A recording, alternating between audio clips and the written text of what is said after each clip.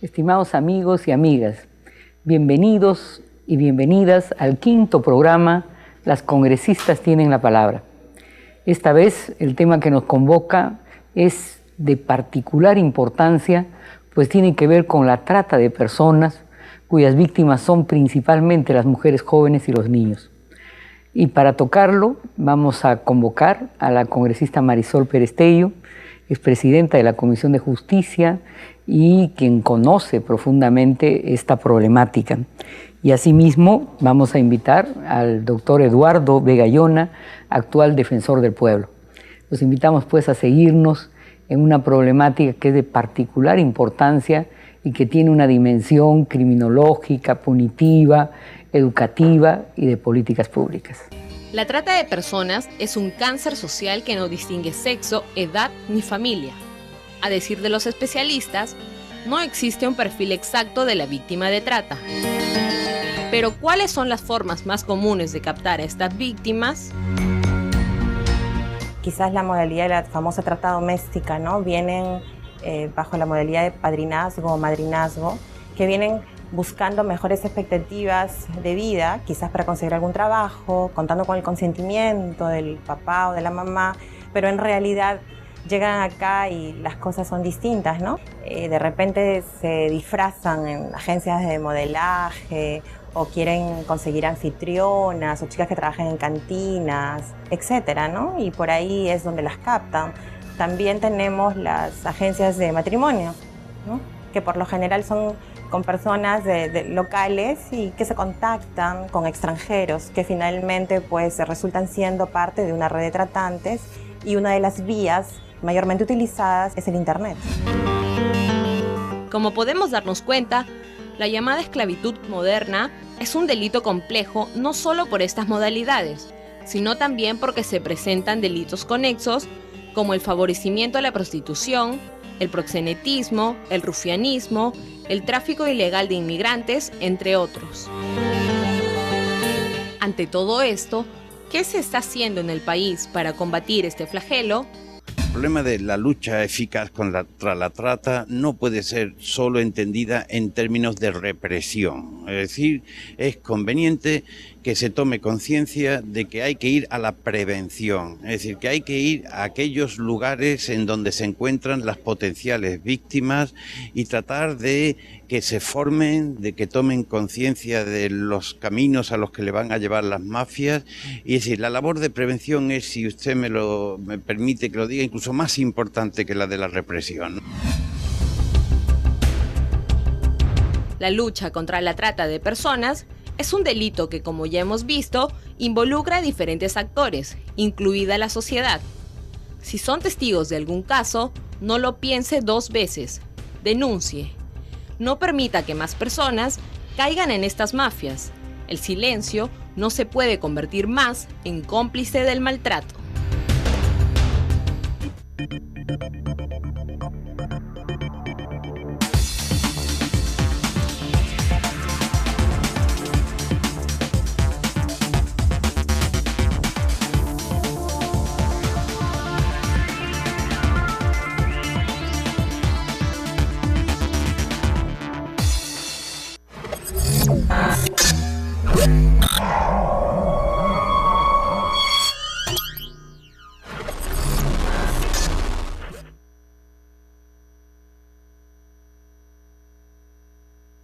Tu congresista no trabaja solo.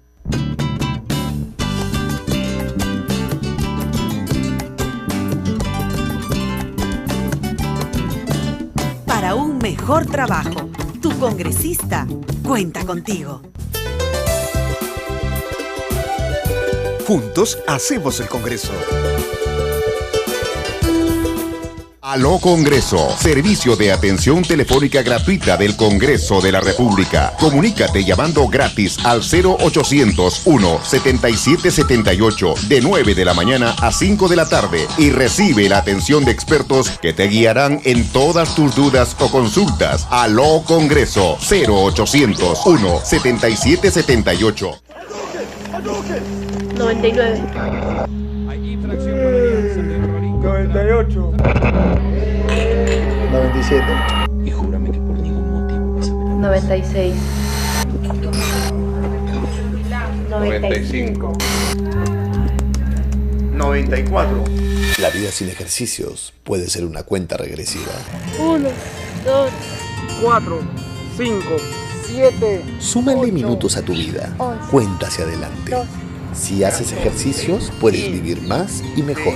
Un mensaje del IPD para todos los peruanos.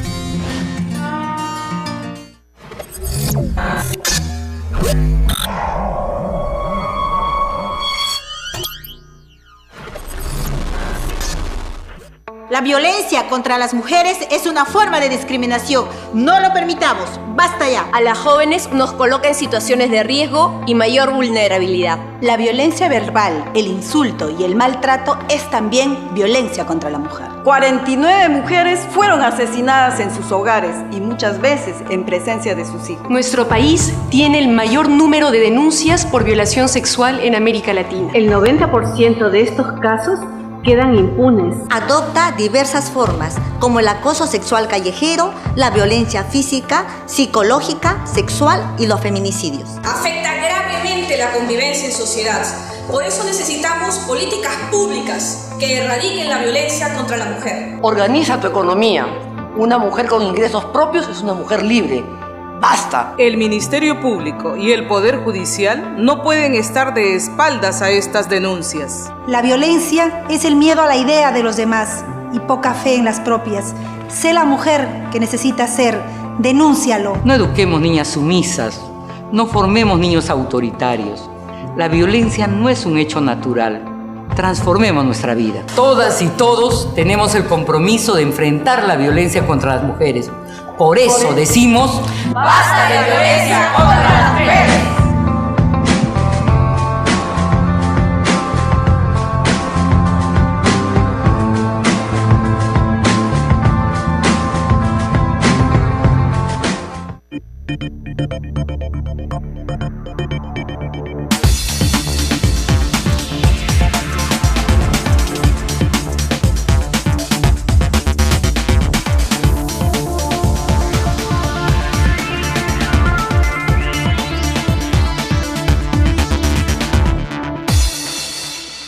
Estimados amigos, estamos regresando después de la pausa para conversar con nuestra invitada, la congresista Marisol Perestello, que como dijimos es expresidenta de la Comisión de Justicia.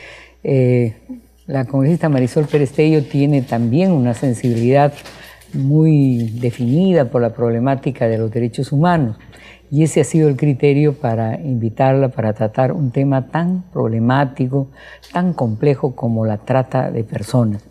Congresista, todos sabemos que el perfil de la víctima generalmente es una mujer o niños, ¿no? Y que detrás de la trata hay un tremendo negocio patrimonial, ¿no? Hay quienes dicen que la trata es un negocio mucho más relevante incluso que el narcotráfico, ¿no? Porque a la persona se la puede vender o someter a esclavitud sexual por 3 o 4 veces, ¿no? ¿Cuál es su punto de vista en general sobre esta problemática?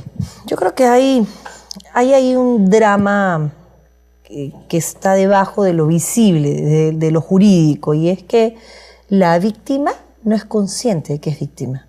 Y entonces eso hace mucho más difícil el trabajo que tenemos que hacer para combatirlo.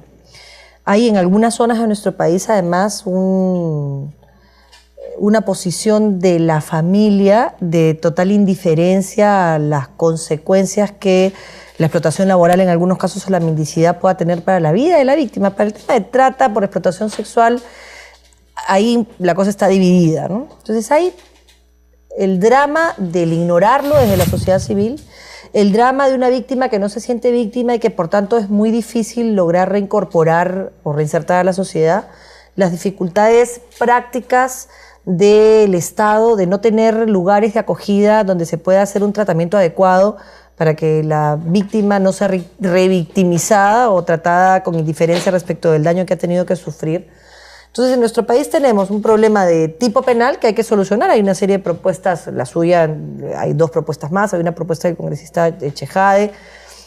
Pero además del problema del tipo penal hay el problema de la prevención por esta indiferencia de la que he hablado y un problema en la actuación del Estado una vez que has logrado, por ejemplo, recuperar una víctima para evitar que ella sienta que su situación ha empeorado. Claro, pero para describirlo empíricamente pareciera que hay trata interna, o sea, dentro del país y trata desde el país para el extranjero, ¿no? El país de origen o el país receptor.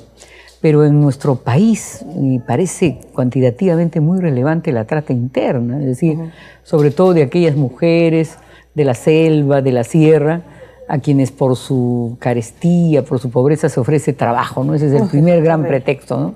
Y detrás del trabajo, y de trabajo doméstico, limpieza de restaurantes, de locales comerciales, después hay ya represión, amenaza, obviamente en condiciones ya de desarraigo, ya no tiene a quién acudir, ¿no? Y después prostitución obligada, explotación sexual, esclavitud, ¿no es cierto? Esta circunstancia se aplica, por supuesto, a las mujeres, ¿no? Y entiendo que principalmente a las mujeres jóvenes, ¿no? Hay el único informe, hay informes de sociedad civil, del CHS es uno de ellos, Capital Humano Alternativo, pero hay informes de defensoría bastante claros que han establecido que la víctima tiene rostro y es una mujer, una joven, de entre 13 y 15 años, generalmente en condición de pobreza o pobreza extrema, y que la forma de explotación o más utilizada, esta esclavitud del siglo XXI, descrita de esa forma por Naciones Unidas, es la explotación sexual. Pero hay otras variables, ¿no? que son, digamos, no más graves, pero que nos deberían obligar, y aprovechemos este espacio para decirlo, a reflexionar sobre qué estamos haciendo, ¿no? Porque, claro, nadie siente que esté explotando sexualmente una víctima, salvo los proxenetas y los que hay a montones en nuestro país que tenemos que perseguir. Pero el usuario de una menor también está siendo parte de este círculo. El que hoy en Iquitos tú encuentras propagandas en los hoteles que te dicen la prostitución infantil no está permitida, pero es mucho más que eso. Es qué puede estar pasando por la mente de un hombre para aprovechar la condición de pobreza de una niña de 13 años o 14 años para violentarla. Y en el tema del trabajo, Rosa, muchas personas que hoy nos escuchan tienen que saber que una persona que trabaja en el hogar tiene derechos y no tiene que trabajar 16 horas, entonces servirte el vaso de agua, porque eso también es explotación. ¿Y qué pasa en las zonas agrícolas, en Ica, las condiciones laborales, donde a veces los niños acompañan a sus padres? Entonces, hay una serie de situaciones que pueden ser descritas una a una en este programa y que debieran de conocerse, que nos obligan a tener una conducta como sociedad que no tenemos. Claro. Marisol, sin embargo, en territorios geopolíticos más alejados, por ejemplo, Madre de Dios, contexto de minería ilícita, parece que Puno, ¿no? A nivel de zonas de frontera. Hay un caso, mira, que me ha impresionado preparando el programa, ¿no? Es el caso del asentamiento humano La Rinconada de Puno, ¿no? Donde una población de 30.000 habitantes a 5.000 metros sobre el nivel del mar capta chicas menores de edad, adolescentes entre 13 y 16 años, de altas provincias de Puno, de la Sierra de Bolivia, Cusco, ¿no? Para ofrecerles supuestamente trabajo doméstico, pero estas niñas en la práctica después se convierten en jóvenes que venden cerveza en la zona de La Rinconada y luego dan servicios sexuales en condiciones obviamente de amedrentamiento y de amenaza. Y se habla de 1.500 menores secuestradas para destinarlas como objeto sexual en yacimientos mineros, en las tiendas llamadas casas de las bebitas, ¿no? Donde obligan a los usuarios a consumir 300 para llevarse a la menor, o sea, para someterla sexualmente, y 400 por el servicio de consumo de cerveza, ¿no? Entonces, ¿qué hace el Estado en estos casos, no? O sea, ¿qué debería hacer? Porque no basta la norma, como tú bien sabes, ¿no? Entonces, ¿qué políticas públicas se debiera priorizar en general en todo el país, ¿no? Pero específicamente en estas zonas de alto riesgo y de alta vulnerabilidad, ¿no? Mira, hay 3 casos que yo quiero mencionar junto con el caso que tú has señalado que te revelan una problemática dramática. Hay muchos más, pero digamos. Uno es el caso que bien has señalado de Madre de Dios de Puno, en La Pampa, en Rinconada. el tema de Madre de Dios en La Pampa, en la kilómetro 107 de la carretera interoceánica, a vista y paciencia de todo el mundo, los prostibares y las niñitas vendiendo cerveza efectivamente y dando servicios sexuales de todo tipo.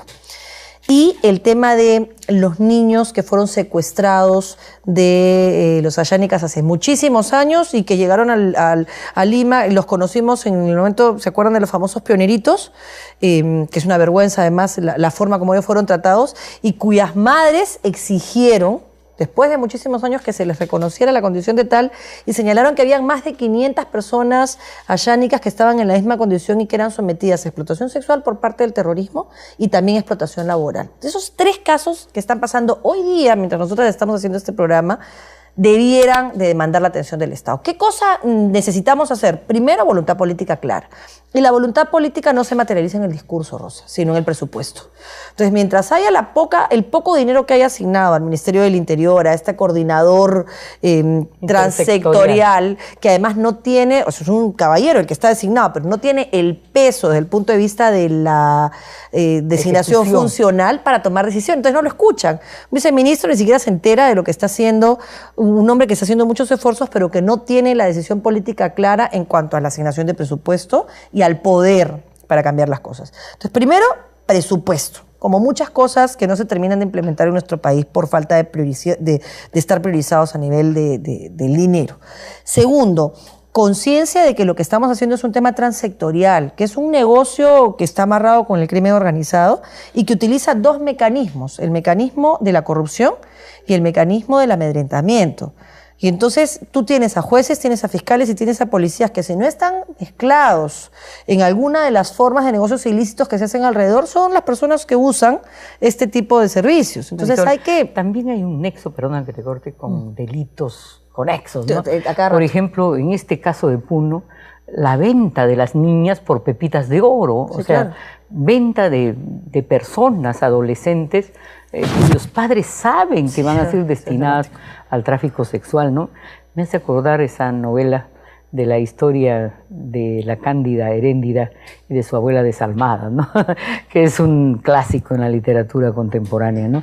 ¿Cómo es posible? ¿Detrás de esto no hay un tema también cultural, educativo? Hay además un drama, Rosa, y es que cuando encuentras este tipo de hogares con 12 o 13 niños en situación de pobreza extrema e indagas, sobre todo, por ejemplo, en el Cusco, donde hay un tema del abuso de menores que intentan darle una explicación cultural, pero para mí no tiene ninguna explicación de ningún tipo, terminamos retrocediendo a la Segunda Guerra Mundial, a la post-Segunda Guerra Mundial, cuando la tesis de una prostituta en la familia es mejor que un hijo muerto.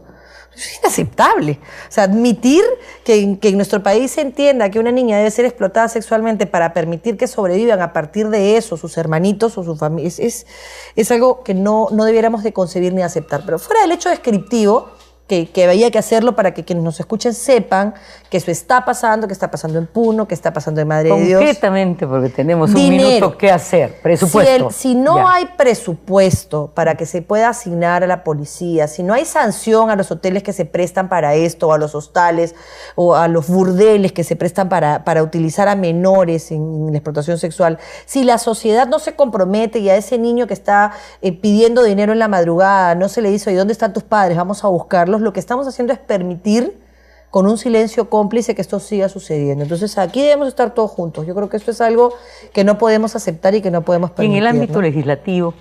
Corregir el tipo penal inmediatamente. Corregirlo para que y acá es complicado explicarlo, pero la libertad no es el único bien jurídico que tiene que ser protegido, es mucho más allá, es la dignidad, es una serie de temas. Y además corregir el problema que se dio con la ley de crimen organizado, y es que se eliminó el agravante en el tema de trata. Esas son las 2 cosas inmediatas. Y luego, dinero, voluntad política clara, ¿no? Gracias, Marisol.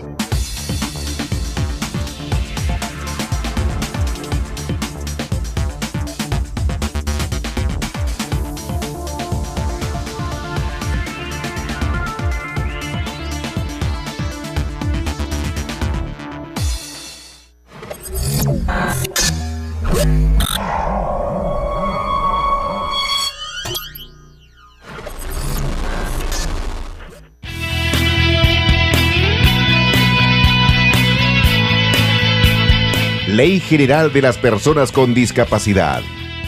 La persona con discapacidad tiene derecho a recibir una educación de calidad. Ninguna institución educativa, pública o privada, puede negar el acceso o permanencia de una persona por motivos de discapacidad. El Estado garantiza el aprendizaje del sistema braille, la lengua de señas y otros modos, medios y formatos de comunicación en las instituciones educativas. El Estado promueve y coordina su participación en las actividades deportivas generales y específicas y la formación y capacitación de técnicos, dirigentes y profesionales deportivos especializados. El IPD asegura la disponibilidad de infraestructura, equipamiento y recursos necesarios para el desarrollo de la actividad deportiva. La persona con discapacidad debidamente acreditada tiene un descuento del 50% para su ingreso a los espectáculos culturales, deportivos y recreativos organizados por entidades del Estado y 20% para los organizados por empresas privadas.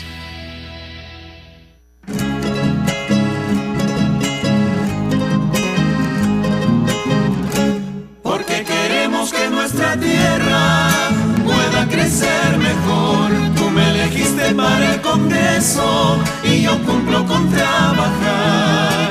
Porque anhelamos un nuevo día para nuestro país. Todos unidos sin excluirnos vamos a trabajar. Juntos hacemos el Congreso. El Congreso de la República te invita a ser miembro del Parlamento Virtual Peruano. Recibe vía correo electrónico información sobre los proyectos de ley, mociones y dictámenes, así como las actividades y eventos de las comisiones, despachos congresales y los acuerdos del Pleno del Congreso. Además, invitaciones para participar en talleres, seminarios, charlas y cursos, tanto en Lima como en provincias. Ingresa a www.congreso.go.pe/pvp e inscríbete totalmente gratis. Congreso de la República, a un clic de distancia.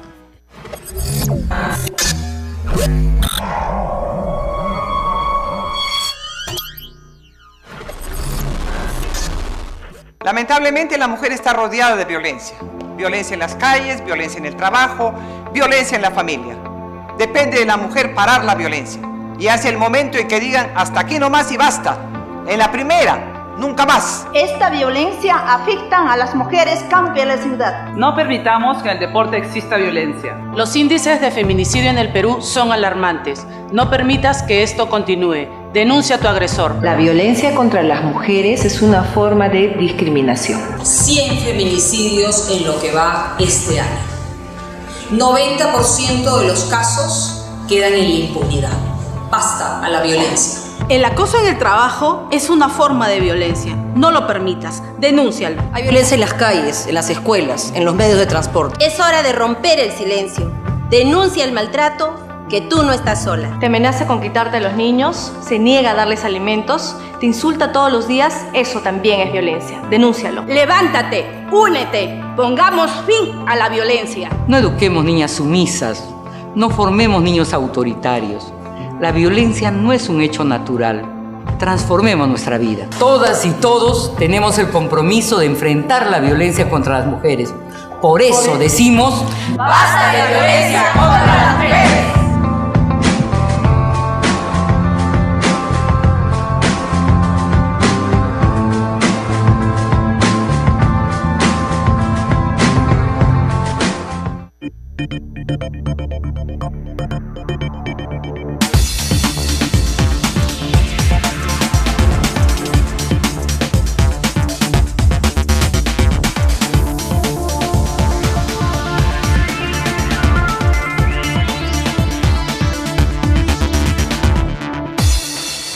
Tengo el honor de tener aquí en el programa al actual defensor del pueblo, el doctor Eduardo Vega Luna.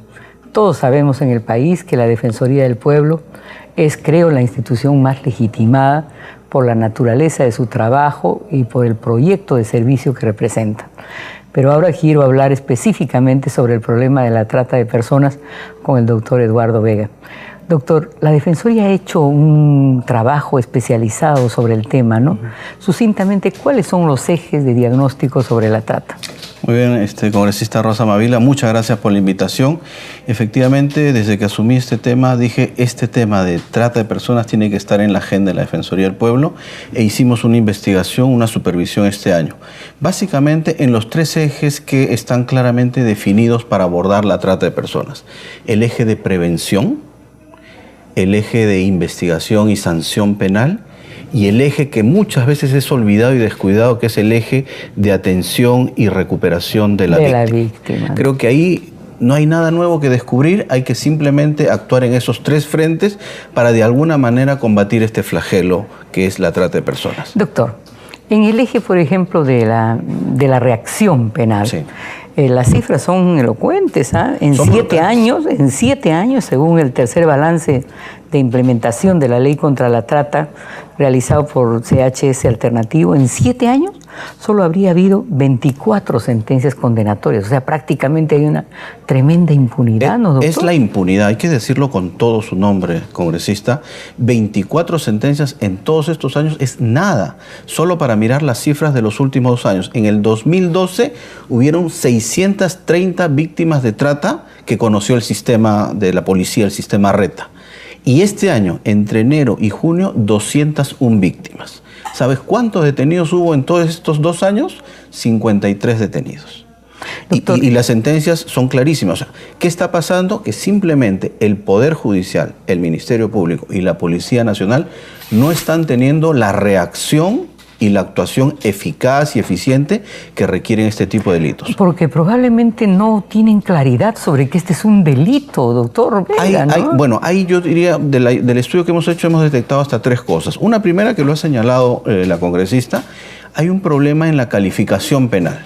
¿Ya? Muchas veces se confunde, yo diría incluso a propósito, adrede, este delito de trata de personas, que como bien sabes tiene 35 años de prisión, con otras figuras que pueden ser similares, el favorecimiento a la prostitución y el proxenetismo, que tienen penas mucho menores. Yo me atrevería a decir que en muchos casos se opta por tipificar estos delitos antes que el delito de trata.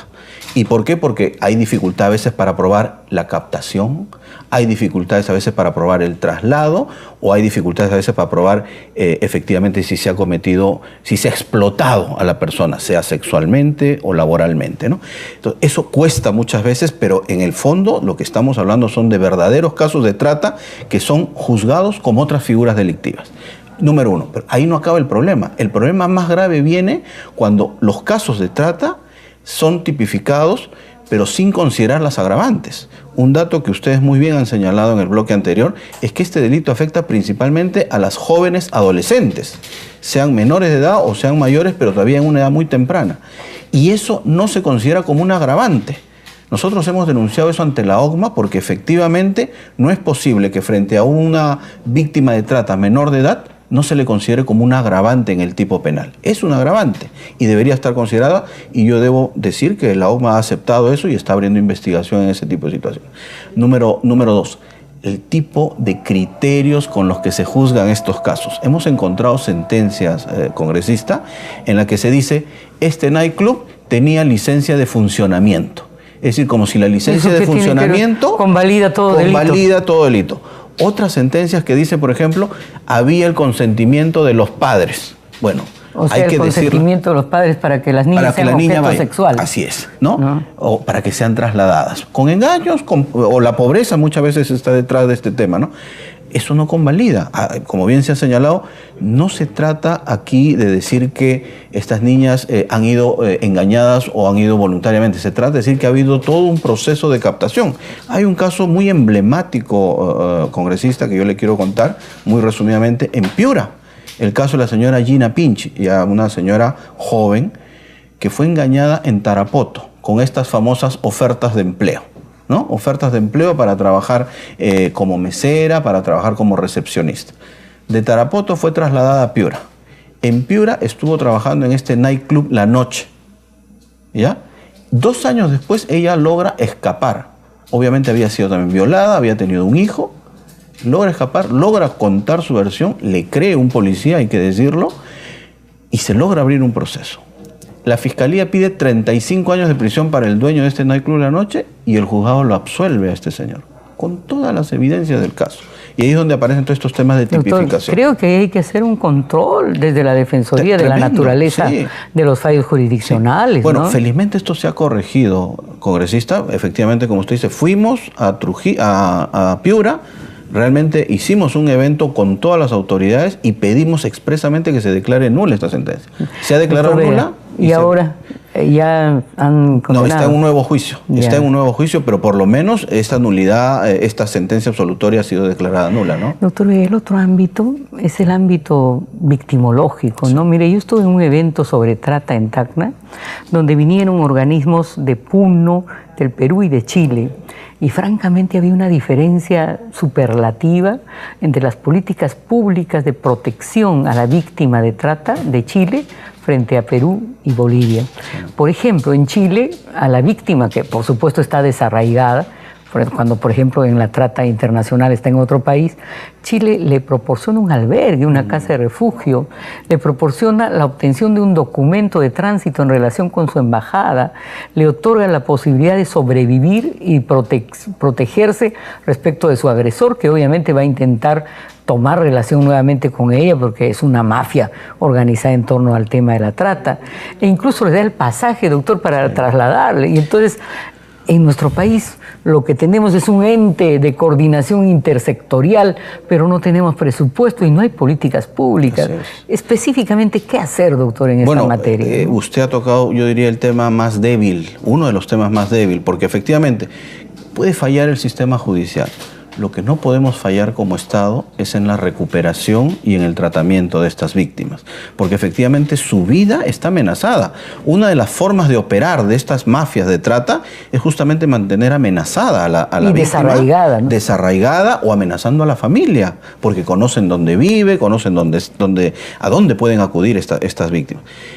Yo lamentablemente debo decirlo, Rosita, cuando uno viaja por el país, la primera pregunta que hago es, ¿hay casas de albergue? ¿Hay casas de refugio para víctimas de violencia? Me decía usted que habían escasísimas. Son 8 a nivel nacional. 8 Pero casas. No solo para trata, sino en general. En general, para violencia contra la mujer, para víctimas de trata. O sea, digamos, ya ni siquiera le pido especialización. Simplemente pido dónde se pueden acoger estas víctimas. Y son muy pocas, Rosa. Entonces, claro, cuando tú dices los mecanismos de coordinación interinstitucional, está bien, pero no solo sobre cuestiones de capacitación que hemos encontrado, que está bien que se capacite, que se hable el tema, pero los mecanismos de coordinación interinstitucional deben ser más bien efectivos en 4 aspectos.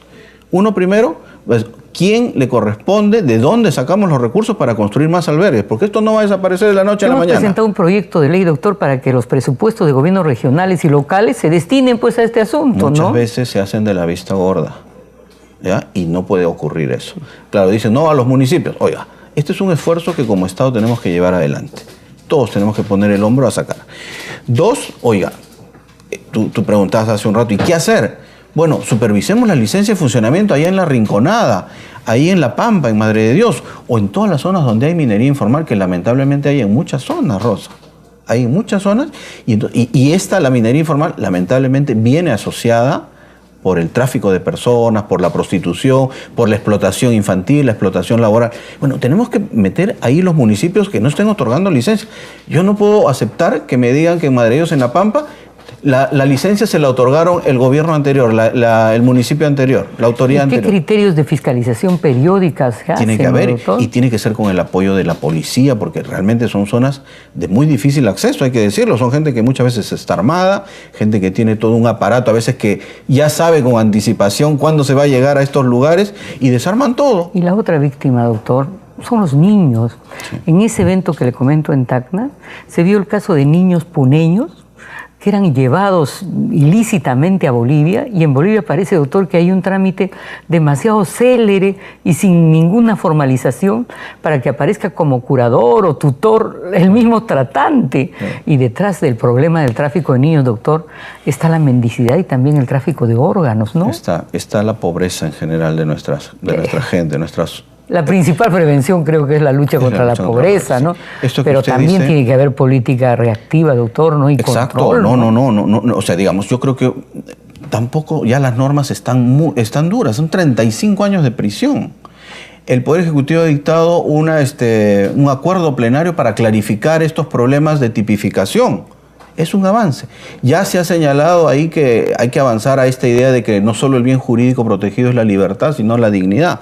Pero efectivamente eso los jueces lo tienen que aplicar, y cuando no lo aplican, efectivamente tienen que ser conscientes de que eso acarrea también una responsabilidad. El tema del lucro es el tema de fondo. Es el tema de fondo, es el tema de fondo, ¿no? Y puede no haberse efectuado efectivamente el acto sexual o la violación, pero ya el solo hecho del traslado, la captación, el traslado y la puesta bajo un sistema que efectivamente le anula su libertad a estas personas. Estamos hablando ya de casos de trata, ¿no? Una última palabra. Yo tuve la oportunidad de estar en Bolivia hace algunos meses atrás, y allá se sabe, se dice que hay muchas niñas, jóvenes, adolescentes bolivianas que efectivamente están en esta zona de la Rinconada. Yo he pedido expresamente a nuestras autoridades que hagamos algo por intervenir en esa zona, pero pronto, porque ahí efectivamente campea el desorden y la afectación a la dignidad de estas jóvenes, ¿no? Gracias, doctor. Y sí, pues, o sea, estos temas que son de fondo no deben servir solo para que nos escandalicemos, sino para exigir al Estado en todos sus niveles una política pública gubernamental, y a los medios de opinión también para exigir el tratamiento de esta problemática en una línea proactiva de trabajar por una respuesta humanista y digna de la sociedad frente a esta problemática de alto nivel de vulnerabilidad, sobre todo para las mujeres muy jóvenes y para los niños. Muchas gracias por acompañarnos en este quinto programa en el que las congresistas intentamos tener el uso de la palabra para construir grandes consensos a favor del país.